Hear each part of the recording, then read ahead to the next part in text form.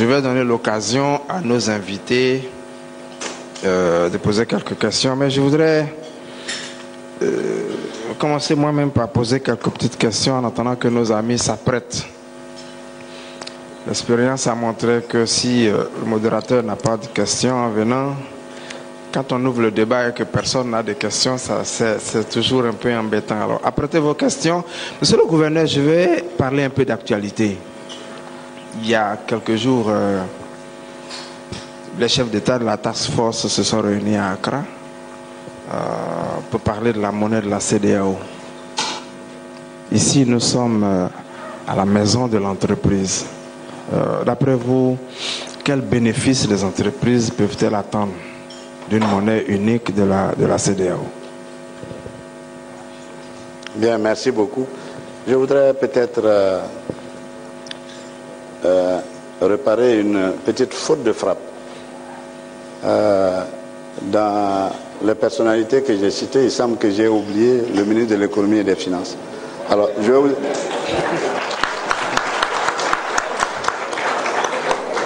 vais vous expliquer pourquoi. Parce que quand j'ai vu l'économie numérique, j'ai pensé que je m'adressais au ministre de l'économie et des finances. Parce qu'en règle générale, quand on parle d'économie, c'est lui qu'on voit. Donc, je m'en excuse, monsieur le ministre. Avec tout mon respect, je vous salue d'être là à cette cérémonie. Et j'ai dit au ministre de l'économie numérique que j'ai retenu désormais qu'il y a deux ministres de l'économie, un des finances, un des activités numériques. Merci beaucoup pour ça. Monsieur le modérateur, merci pour votre question. Je crois que c'est une question qui n'est pas difficile à répondre, parce qu'il s'agit tout simplement de l'élargissement et de l'approfondissement d'un processus. Le processus de l'intégration économique de la CEDEAO, des pays de la CEDEAO. La monnaie vient consolider le socle économique qui est en train de se mettre en place.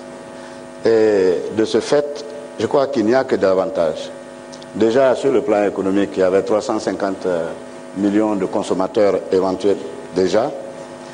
Avec la monnaie unique, ce sera faciliter les moyens de paiement. Il n'y aura plus de commissions et surtout de change à observer.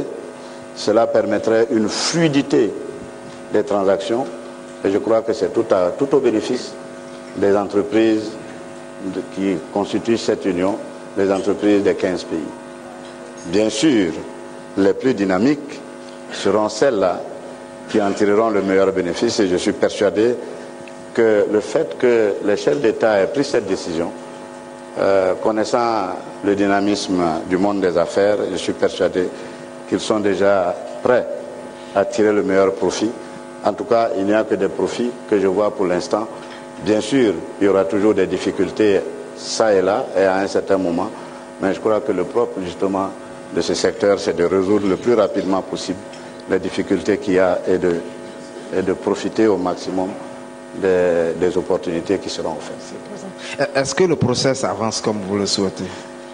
Oui, alors il faut souligner qu'il y a eu quand même un dynamisme et surtout une accélération qui a été introduite par la task force parce que les chefs d'État ont décidé, que la monnaie unique sera créée en 2020.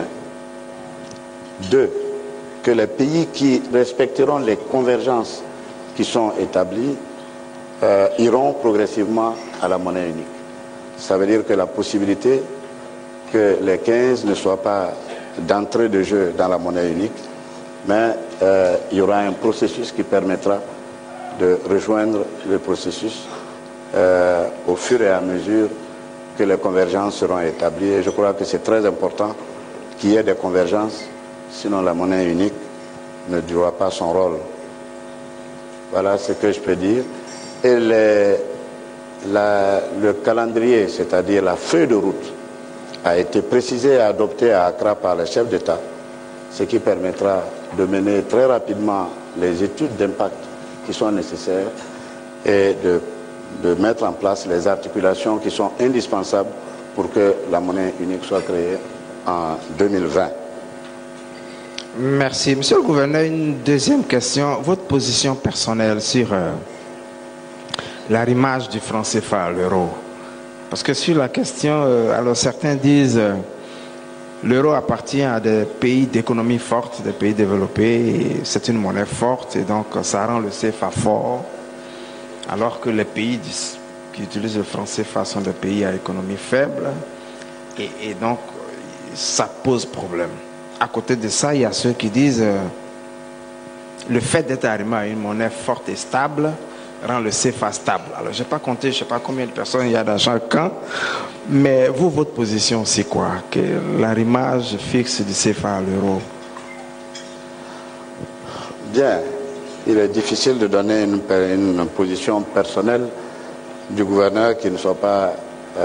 non, de moi-même, qui ne soit pas une position officielle du gouverneur de la Banque centrale. Ça, je dois vous le dire. Alors, sur ce plan, c'est très simple. Je crois que ce qui départage tout le monde, c'est le sens du commerce et des échanges des pays de l'UEMOA. Aujourd'hui, la zone euro reste la zone qui a le plus fort pourcentage d'échanges avec les pays de l'UEMOA. Je crois que si les chiffres que j'ai sont actuels, l'Europe représente à peu près 23% de nos échanges. Par rapport à la Chine, qui est autour de 10%, les États-Unis autour de 8-9%, etc.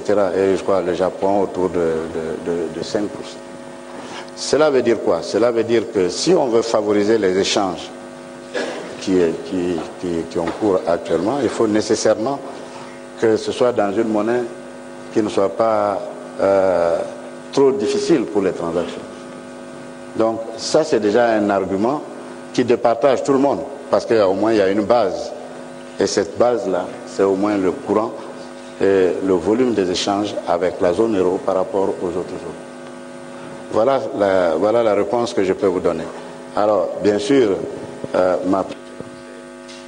tant que nous serons dans le schéma, il est préférable que ce soit le plus avantageux pour nous d'avoir une monnaie à parité fixe sur laquelle les échanges les plus importants se font. Ok, merci Monsieur le Gouverneur. Alors je vais, pour terminer, poser une question. Je suis sûr qu'elle est sur les lèvres de beaucoup de personnes. Ces derniers temps, on a beaucoup parlé des turbulences qu'il y a dans la zone de l'Afrique centrale qui partage avec nous le franc CFA dû à la baisse des coûts du pétrole et à d'autres problèmes. Alors, quand on a le gouverneur de la BCEAO en face, on a envie de poser la question. Est-ce qu'aujourd'hui, on peut avoir des craintes de dévaluation? Est-ce qu'on doit craindre une dévaluation? Est-ce que potentiellement, il y a quelque chose? Bien, je ne suis pas surpris de cette question, parce que c'est la question qu'on me pose au moins 10 fois par jour. Mais ma réponse est toujours la même. C'est vrai que la zone CEMAC connaît des difficultés et que ces difficultés sont en train d'être prises en charge. Parce que c'est vrai qu'avec la baisse du cours du pétrole, ces économies ont été, pour certaines, particulièrement touchées. Mais je crois que d'abord, il faut souligner que tous ces pays sont en train d'élaborer un programme d'ajustement avec le fonds. Et nous avons bon espoir que ces programmes se mettent en place et qu'ils permettent aux pays concernés de retrouver leur dynamisme d'antan. Ça prendra peut-être un peu de temps. Mais la deuxième chose que je veux dire, c'est que les fondamentaux de nos économies ne sont pas au même niveau que les fondamentaux des pays de la CEMAC. Ici, nous avons une croissance depuis 2012 qui est autour de 6 à 7%. Nous avons un taux d'inflation qui est faible et nous avons un dynamisme économique qui, en principe, ne doit pas faire penser à une dévaluation, sauf si c'est pour régler un problème particulier, ce que je ne sais pas pour l'instant. Donc, je réponds à une variéture que si je suis les fondamentaux économiques, je n'ai vraiment aucune raison de parler de dévaluation. Maintenant, les dévaluations, il y en a, et je ne pense pas qu'au niveau de la zone CEMAC, il soit dans cette perspective, encore moins chez nous, où les choses marchent relativement bien. Donc, voilà la réponse que je peux vous donner. Si vous craignez, moi je ne crains pas. Si vous me suivez, vous ne craindrez pas. Merci, monsieur le gouverneur. Ceci est très rassurant. Je voudrais me tourner donc vers le public. Alors, comme je l'ai dit, j'ai découpé le débat en 4 sections. Et la première section va concerner le financement de l'économie. J'espère que nos amis ont eu le temps donc de préparer leurs questions. Monsieur le gouverneur, le financement de l'économie, ça vous le savez déjà, désigne l'ensemble des modalités par lesquelles les agents économiques se procurent les fonds qui sont nécessaires à leurs activités. Alors, certains agents, ceux qui ne peuvent pas recourir au marché financier ou éventuellement à d'autres sources alternatives de financement, et de nombreuses PME sont concernées, ceux-là se tournent vers les banques. Et donc indirectement vers la BCEAO, parce que l'essentiel du dispositif, il est orchestré par vous. Alors, quelles mesures, quel dispositif, quelle volonté, en plus de tout ce que vous nous avez dit, pour accompagner l'économie réelle. L'économie réelle, c'est celle des entreprises. J'achète, je vends, je fabrique, je vends. Si je suis dans l'agriculture, je produis, je vends, j'exporte. Et comment la BCEAO participe-t-elle au financement de l'économie réelle? C'est de cela qu'il s'agit donc dans la première section. Je voudrais ouvrir les questions. Alors, je vais prendre 6 questions dans ce chapitre et le micro est géré donc par le comité d'organisation. Ceux qui ont des questions n'ont qu'à lever les mains. Ne vous en faites pas, presque tout le monde va parler tant qu'on est dans le temps. Voilà, donc j'ouvre cette section et 6 questions seront autorisées. Bonjour monsieur le gouverneur, je suis Amissa Joseph, président du mouvement des petites et moyennes entreprises, MPME de Côte d'Ivoire. Je crois vous avoir entendu parler, entre autres, de dispositifs innovants visant à terme à favoriser les PME dans l'accès au financement de leur développement. En attendant, et pour leur survie, quelles sont les principales mesures et les instruments mis en place par la BCEAO pour améliorer l'accès au financement de ces PME? La deuxième question, c'est de manière concrète et par rapport à la louable initiative de la finance s'engage, peut-on avoir des statistiques périodiques sur le financement des PME par chaque établissement financier? Je vous remercie. Merci. Alors, monsieur le gouverneur, on prend des séries de débats. D'accord. Ok. Là, nous avons 2 questions. Une troisième.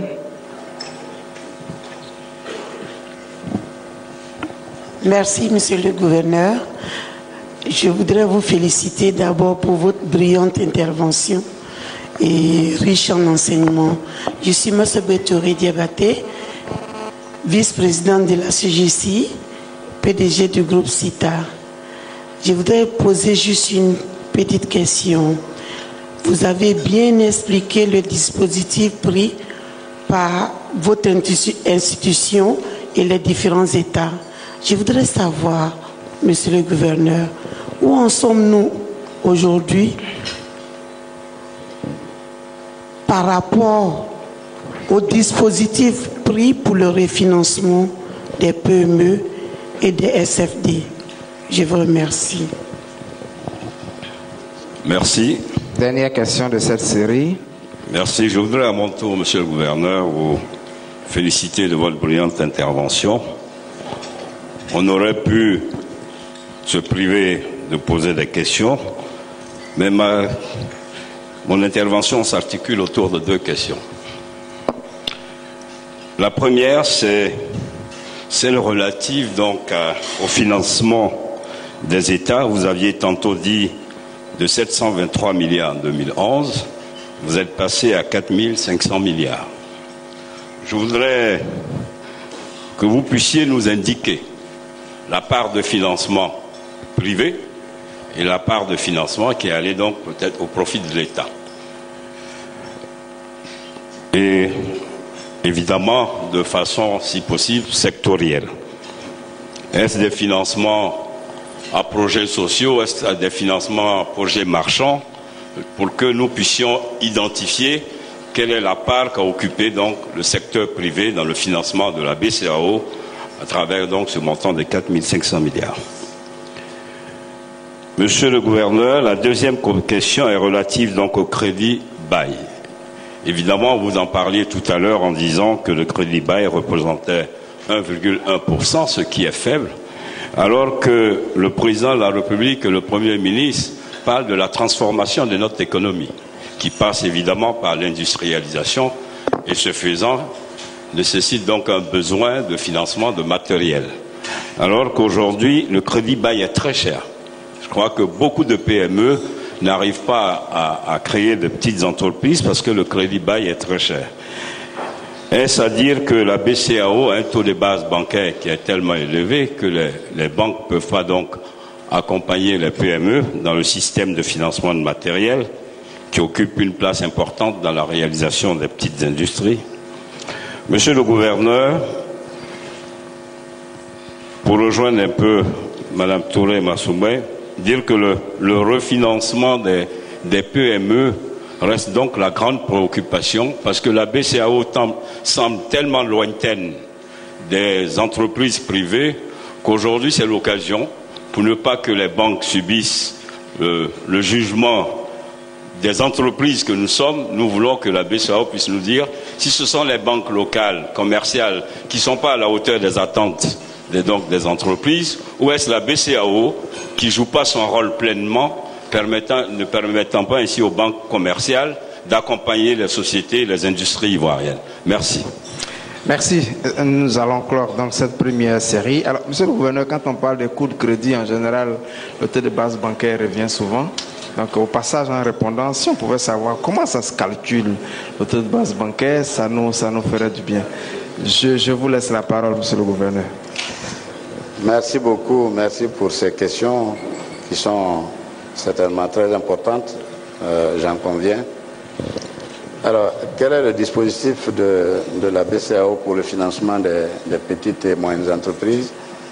Et si du point de vue statistique, on peut vous donner par établissement de crédit les efforts faits par chacun des établissements éventuellement. Alors, je vais commencer par le premier point pour dire que, en fait, de façon globale, il faut expliquer comment les choses se passent entre les financements primaires qui sont accordés par le système bancaire et le financement et le refinancement de la Banque centrale. Le refinancement de la Banque centrale, c'est pour appuyer et aider le système bancaire en prenant en charge une partie des crédits distribués par ces banques. C'est vrai que par le passé, nous avions segmenté cette intervention de manière à pouvoir savoir qu'est-ce qui est fait pour les PME, qu'est-ce qui est fait pour le financement de la commercialisation des produits et qu'est-ce qui est fait pour les entreprises ordinaires et dans leur financement ordinaire, que ce soit des financements à court terme ou à long terme. Mais depuis la globalisation des banques, il n'y a plus cette catégorisation. Tout simplement, les banques accordent des crédits et viennent à la Banque centrale avec des supports que nous acceptons. Ces supports sont la contrepartie de la monnaie qui est émise. Donc nous sommes très regardants à la fois sur les fondamentaux des banques, parce qu'il y a un certain nombre de dispositifs prudentiels qu'il faut respecter, parce qu'on ne peut pas prêter à quelqu'un qui est insolvable, parce que quand on prête à quelqu'un qui est insolvable, qui ne paye pas à la fin, ça veut dire qu'on a émis une monnaie qui n'a pas de contrepartie. Et ça, c'est la valeur de la monnaie qui est touchée. C'est pour ça que nous sommes obligés d'appliquer un certain nombre de règles. Maintenant, en ce qui concerne les petites et moyennes entreprises, on ne peut pas dire que le système bancaire n'a pas financé les petites et moyennes entreprises. Nous avons fait une enquête très large. Et je dois vous dire, cette enquête a dévoilé un certain nombre de préoccupations que le système bancaire a connues. Premièrement, ils estimaient que les crédits aux PME, souvent, ne sont pas bordés. C'est-à-dire que le débiteur n'apporte pas suffisamment d'éléments pour rassurer la banque. Ça, c'est un.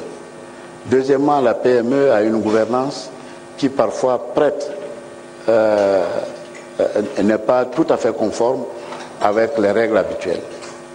Troisièmement, ils estiment qu'il n'y a pas de garantie. Et cela s'est traduit dans le portefeuille des banques par une dégradation très importante. Le taux d'impayé était particulièrement important. Et c'est ce qui a fait que pour certaines PME, les banques hésitent toujours à s'engager. Alors face à cela, qu'est-ce que nous avons fait? Nous avons, à partir des enquêtes, relevé tout ce qui était dysfonctionnement et nous avons essayé de trouver une solution à chacun des points. La première chose est ce qui concerne l'encadrement des petites et moyennes entreprises, parce que souvent c'était l'inexistence même des documents financiers. Nous avons estimé qu'il fallait qu'il y ait des structures d'encadrement de ces PME. Parce que c'est vrai, nous avons beaucoup d'exemples qui montrent que la fonction financière n'est pas correctement assurée. La fonction d'appui qui permet d'avoir un certain nombre d'indicateurs d'évolution de l'activité de la PME n'est pas assurée. Et de plus, la PME, en règle générale, compte tenu de toutes ces difficultés, n'arrive pas à trouver les voies et moyens d'avoir des financements. Donc pour nous, la fonction financière doit être assurée. Et nous estimons que souvent, c'est parce que les PME n'ont pas les moyens de se payer un encadrement financier qui lui permet de produire des états tels que souhaités par le système bancaire. Donc il faut que cette fonction soit remplie. Et le fait de ne pas avoir de moyens peut ne pas être un handicap, à condition tout simplement que la structure qui s'occupe de cela ait plusieurs PME, parce que peut-être 50 ou 60 PME peuvent partager un expert comptable qui suit leur comptabilité et qui établit leurs états financiers alors qu'une seule PME ne peut pas la faire. La fonction d'appui est importante. Il faut avoir des indicateurs de gestion et des indicateurs qui permettent de voir l'évolution de l'activité et surtout de prendre en charge les innovations et tout ce qui peut permettre au chiffre d'affaires de progresser, mais de progresser de manière confortable. La troisième fonction, c'est le renforcement des capacités. Parce que là aussi, ça manque beaucoup, ça a beaucoup manqué aux PME, parce qu'à certains moments, le personnel n'est pas suffisamment formé, parce que ça coûte cher, effectivement, de former le personnel, et à PME, ça n'a pas souvent les moyens de le faire. Là aussi, la structure d'encadrement doit pouvoir prendre en charge cela, et en mutualisant, je crois que c'est ça l'idée, en mutualisant de manière à ce que la formation ne soit pas obligatoirement prise en charge par une PME, mais qu'un ensemble de formations puisse être destiné à plusieurs PME parce que c'est bien organisé. Ça, c'est d'abord au niveau de la structure d'encadrement. Le deuxième acteur important, c'est l'État. L'État, pourquoi? Parce qu'il faut organiser un certain nombre d'activités. La sous-traitance, c'est quand même une activité importante, suffisamment organisée pour permettre justement aux PME de pouvoir accepter. La commande publique est aussi importante dans le développement des PME parce que là, il s'agit tout simplement à un moment donné que l'État consente, et je crois que c'est ce qui est fait en Côte d'Ivoire, une partie de la commande publique aux petites et moyennes entreprises pour leur permettre de se développer. Le troisième acteur, c'est les banques. Parce qu'une fois que l'orientation politique est donnée et que les réformes sont faites pour permettre de trouver une place aux petites et moyennes entreprises de façon harmonieuse dans l'économie, les banques peuvent financer. Et je crois que c'est sur ça que nous comptons. Maintenant, les banques financent en règle générale, elles demandent une garantie. Pour la PME, pour avoir une garantie, et surtout pour les start-up, celles qui commencent, ce n'est pas facile. Donc, nous avons estimé que le problème de la garantie va obligatoirement limiter le nombre de créations dès le départ. Nous avons proposé au système bancaire ce qu'on appelle le partage du risque. Le partage du risque, ça veut dire quoi? Ça veut dire que nous, Banque centrale, dès qu'une PME est dans le programme et qu'elle remplit ces conditions, nous acceptons de refinancer tous les crédits qui sont faits à cette PME. C'est ça le partage du crédit. Parce que si nous rentrons dans le schéma classique des garanties, nous nous sommes aperçus que beaucoup de fonds de garantie ont existé par le passé. D'ailleurs, sous l'impulsion des États, parce qu'ils voulaient mener une véritable politique de promotion des PME. Mais malheureusement, je ne dis pas ça pour faire du sabotage, mais on s'est aperçu que tous ces fonds de garantie ont été sollicités. Parfois, on s'est demandé si ce n'était pas un arrangement ou en tout cas une complicité entre le débiteur et celui qui prête, parce que aussi bizarrement, tous les fonds de garantie ont cessé d'exister parce qu'ils ont été sollicités pour couvrir justement ces garanties. Nous proposons au départ un partage de risque. Et nous pensons que ce partage de risque peut permettre de pousser le système. Et je dois dire que pour mettre en place ce dispositif, nous avons parcouru au moins une dizaine de pays dont l'expérience en matière de financement des PME avait donné des résultats. Et ce qui nous a le plus impressionné, c'est au Brésil, où le même dispositif est en place, mais mon collègue du Brésil avec lequel j'ai discuté m'a dit que la moyenne de production, c'est entre 300 et 500 PME par an. Donc ça veut dire qu'il y a la possibilité de faire, il suffit de s'organiser pour pouvoir arriver. Voilà ce que nous voulons mettre en place pour pouvoir booster un peu le financement des PME. Alors pour les statistiques, malheureusement je ne peux pas vous en donner, parce que comme je vous dis, nous globalisons maintenant nos interventions, nous ne les distinguons plus. Mais pour les PME, avec le nouveau dispositif, nous avons créé un guichet spécial. Ce guichet permettra de voir qu'est-ce que les banques ont donné comme crédit et qu'est-ce que nous avons refinancé. Donc à partir de la mise en place de ce dispositif, je pourrais vous donner des chiffres. Mais avant ça, c'est un peu difficile à l'heure actuelle. Alors, le ministre Adama Bitogo, je crois que pour le dispositif des PME et le refinancement des PME, j'ai répondu globalement avec le nouveau dispositif. Je voulais savoir quelle est la différence, enfin quelle est la part du financement public et la part du financement privé dans l'allocation qui a été faite. Bon, malheureusement, je crois que je ne pourrais pas donner les chiffres, mais ce que je peux dire, c'est ce que les États ont levé sur le marché.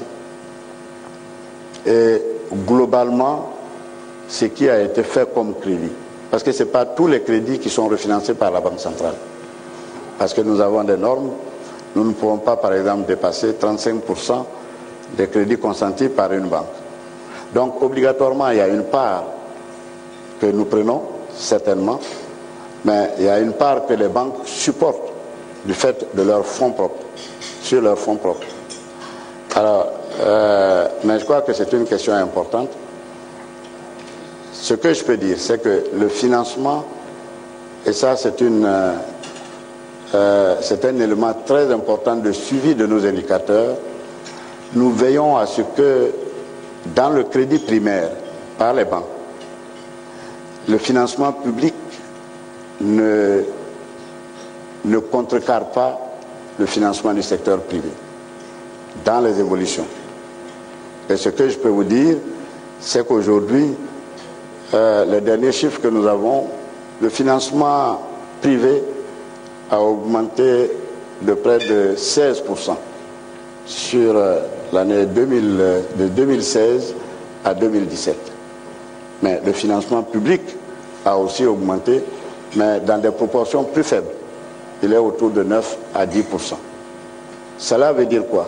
L'effet d'éviction est très important dans une économie. Si le secteur public arrive à mobiliser toutes les ressources et que le secteur privé n'a pas de ressources, les économies vont s'arrêter. Je crois que ça, ce n'est un secret pour personne. Donc ce que nous surveillons, c'est le taux de progression pour faire de telle sorte qu'il n'y ait pas d'effet d'éviction entre le secteur public et le secteur privé. Mais malheureusement, je n'ai pas pensé qu'on serait rentré dans les chiffres, mais sinon je vous aurais donné des chiffres. Ce que je peux vous dire, c'est que le secteur public a mobilisé des ressources, mais ces ressources, il y a une partie seulement qui est refinancée par la Banque centrale, et le secteur privé a mobilisé autant de ressources, sinon plus, et une grande partie est refinancée au niveau de la Banque centrale. Maintenant, je ne sais pas si ça vous satisfait, mais c'est pour dire, je vois que la préoccupation chez vous, c'était de savoir si le secteur privé n'était pas défavorisé par rapport au secteur public. Ce n'est pas le cas. Alors, le taux de base bancaire, bien, c'est un problème important. Je voudrais commencer par dire que la Banque centrale ne fixe pas de taux de base bancaire pour les banques. Dans notre système, les taux débiteurs sont fixés de manière unilatérale par les banques. La seule chose que nous fixons, c'est un taux de rémunération de la petite épargne pour ne pas décourager les petits épargnants. Donc, c'est comme ça et c'est ce principe qui est appliqué. Par contre, ce qui est important, c'est d'arriver à l'idée de la concurrence.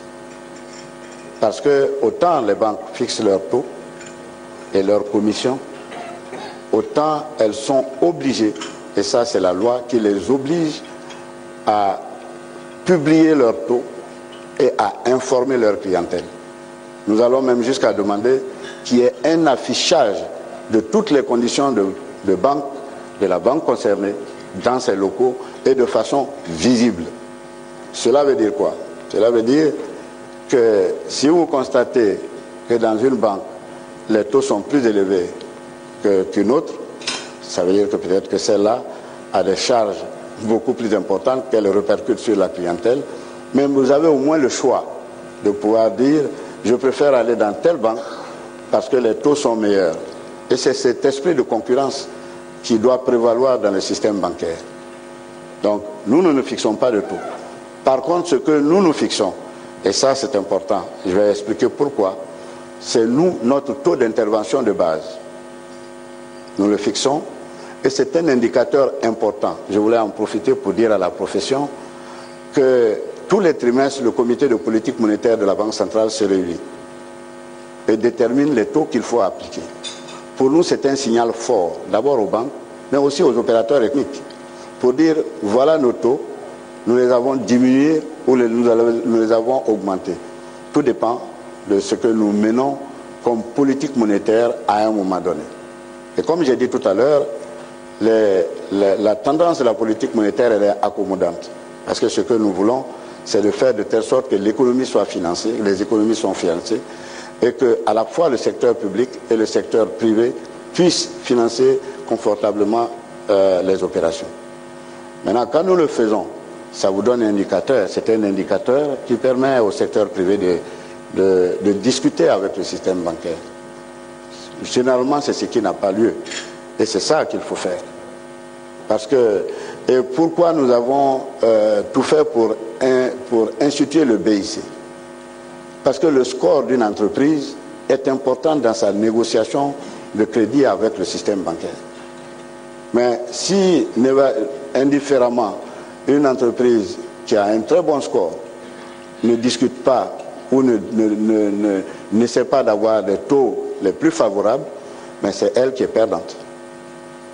Alors, ce qui va se passer, c'est que les banques, elles ne sont pas philanthropes, elles vont faire des crédits, mais les mauvais crédits vont être payés par les bons, par les bons crédits. C'est ça la difficulté. Ceux qui sont performants, à un certain moment, s'ils ne font pas attention au coût du crédit, mais ils paieront pour ceux qui ne sont pas performants sur les engagements qu'ils prennent. C'est ça la réalité. Donc l'idée, c'est de faire de telle sorte que les banques se concurrencent et qu'elles ne s'entendent pas. C'est pour ça qu'on dit qu'il faut afficher votre. Mais en règle générale, je crois qu'il y a un comportement de départ qui est tout à fait normal, hein, parce que l'entrepreneur qui cherche un crédit, souvent est moins intéressé au taux. Ce qu'il veut, c'est le crédit. Et quand il l'a, et qu'il commence à payer, il se rend compte qu'il y a quelque chose qui ne va pas et qu'il aurait dû tenir compte du coût. Donc c'est pour ça que nous disons, la banque et son client, c'est des relations privilégiées. Chacun doit savoir ce que l'autre vaut et le prendre comme tel. Ça, c'est important. Alors, si vous voyez que nous publions tous les trimestres le communiqué du comité de politique monétaire, c'est diffusé, c'est pour permettre à tous les opérateurs de savoir où va la politique monétaire et quelles sont nos marges de discussion. Je crois que les banquiers qui sont là ne me contrediront pas, eux-mêmes c'est ce qu'ils souhaitent. Parce que quelqu'un qui est sûr de lui et qui a des éléments probants, elles sont peut-être prêtes à faire des crédits qui peuvent tenir compte de cela. Mais il faut qu'elles aient toutes les garanties et qu'elles aient les éléments qui leur permettent de le faire. Souvent, c'est des discussions à n'en plus finir parce que l'appréciation de l'un n'est pas l'appréciation de l'autre. C'est pour ça que pour départager, nous avons dit il y a le BIC. Si vous vous inscrivez et que le BIC établit un score en disant vous êtes dans telle catégorie, mais il est évident que vous avez un argument de négociation. C'est pour ça que cet instrument a été mis en place. C'est pour ça que je vous encourage aussi à y aller. Parce que c'est ça qui vous départage. Voilà ce que je peux répondre sur le problème du taux. Merci, Monsieur le Gouverneur. Nous allons prendre une deuxième série, toujours dans ce chapitre de financement de l'économie. Deuxième série de 3 questions. Alors, je laisse le soin à l'équipe qui gère le micro. Merci, M. Daouda. Merci, Monsieur le Gouverneur, pour votre exposé. Alors, vous l'aurez compris, donc l'une des problématiques, c'est la question du financement des PME, qui est un sujet important et qui a amené le patronat à mettre en place une commission, qui était la commission de financement des secteurs privés et de fonds de garantie, qui est devenue la commission du développement des PME et du financement. Alors, l'une des initiatives de cette commission, ça a été la finance engage. Vous avez été invité à la première édition, au cours de laquelle vous avez dévoilé le dispositif des PME. Et vous avez donné des chiffres tout à l'heure qui montrent que la problématique du financement des PME est un vrai problème, parce que 12% des crédits. Je voudrais en fait avoir votre avis sur cette initiative, la finance engage. Qu'est-ce que vous en pensez?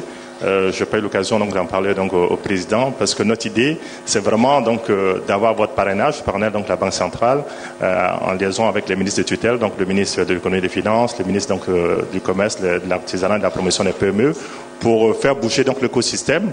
Parce que vous l'avez rappelé, il y a un nouveau dispositif prudentiel qui est rentré en vigueur depuis le 1er janvier, BAL 2, BAL 3. S'il renforce les fondamentaux des banques, il entraîne aussi des contraintes au niveau des financements des PME et de financement en général, et les premières en pâtir, ça va être les PME. Donc je voudrais en fait avoir votre avis sur cette initiative, solliciter votre parrainage pour faire bouger cet écosystème. Et puis voilà, Monsieur le Gouverneur, merci. Merci.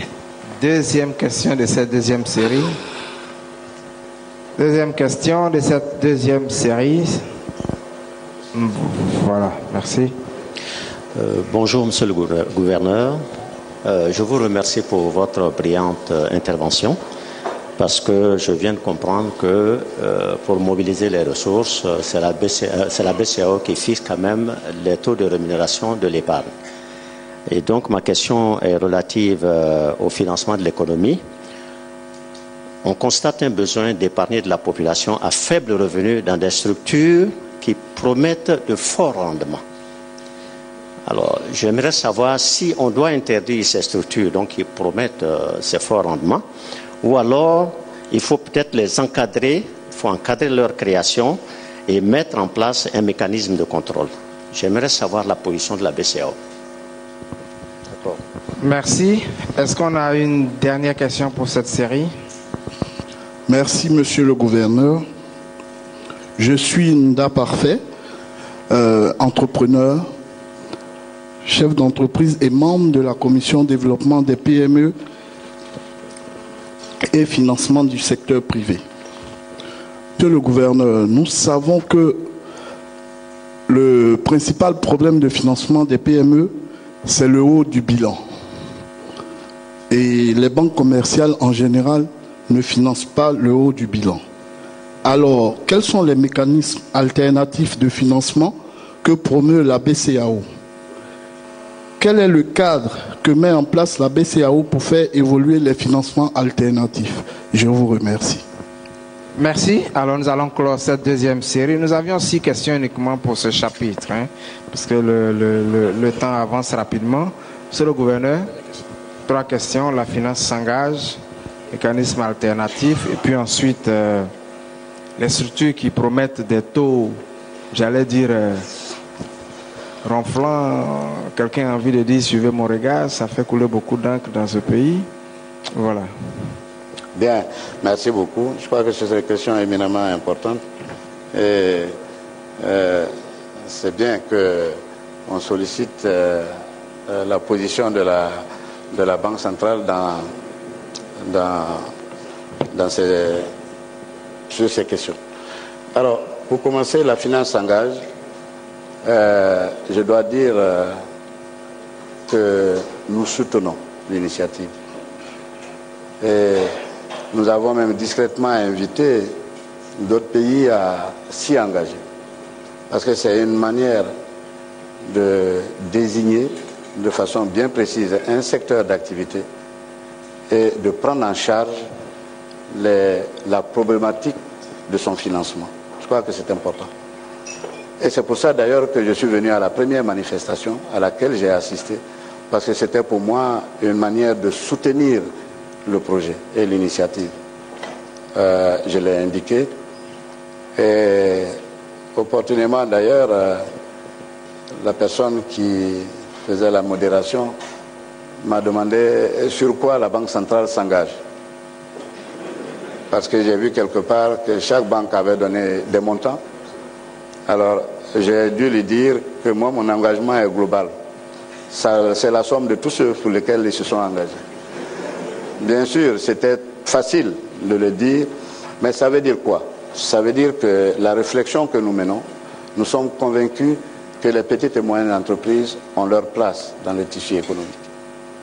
Et qu'il faut nécessairement que nous arrivions à mettre en place le financement de ces petites et moyennes entreprises, sans abandonner bien sûr le financement des grosses entreprises, parce que souvent c'est des intérêts liés.